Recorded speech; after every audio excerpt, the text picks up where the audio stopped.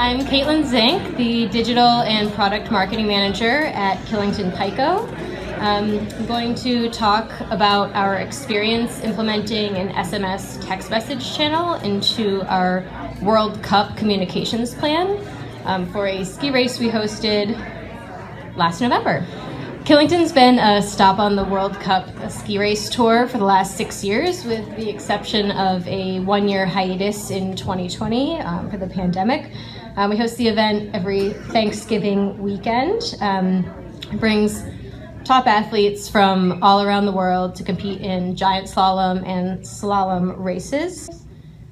Starting about 6 weeks before the event, we created a new text message group in the Mobility platform for World Cup specific updates and reminders as the event approached, and to use as a day of communication when the races were actually happening.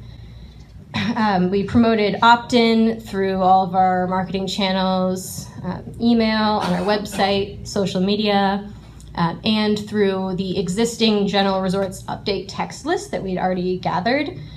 So initially, when we introduced the SMS channel into the World Cup communications program, we were excited to use it to communicate COVID-related requirements, which were unique to last year's event.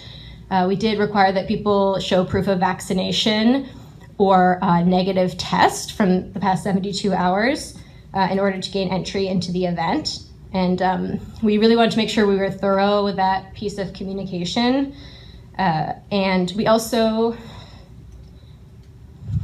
offered some tips for like a best experience for spectators. Now that we had an easy way to communicate to people on site with this large text group, I carved out a outline of messages that we could send throughout the days, a series of different informational tidbits, like welcoming people to day one of the event. The vendor village is open.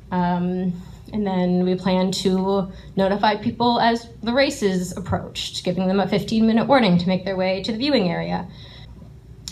So interestingly, throughout that first day, we saw an increase in subscriber volume. Throughout the weeks leading up to the event, we'd accumulated about 2,500 subscribers into this list. And for comparison, our General Resort text list has about 7,000 right now, so we thought 2,500 seemed pretty good. And then by mid-morning, as word spread about the opportunity to receive real-time alerts directly to people's phones, we saw that subscriber volume increase slowly, and by late morning, we had about 3,500 people in that text group. What got out of this experience was that SMS is just generally a higher turnover channel than what I had originally thought. Sort of taught us to not grip so tightly to that list of subscribers. We had people in this text list for a short period of time, and it was super effective while we retained them.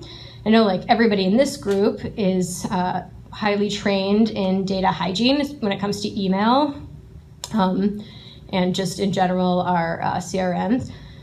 And I found myself kind of applying that to the SMS channel and maybe prioritizing retention over effective campaign strategy, and I've kind of learned to let that go a little bit. And I think probably the most important learning that came out of this experience was that having a dedicated specific list that people opt into for an event or a campaign is super helpful in SMS. Generally,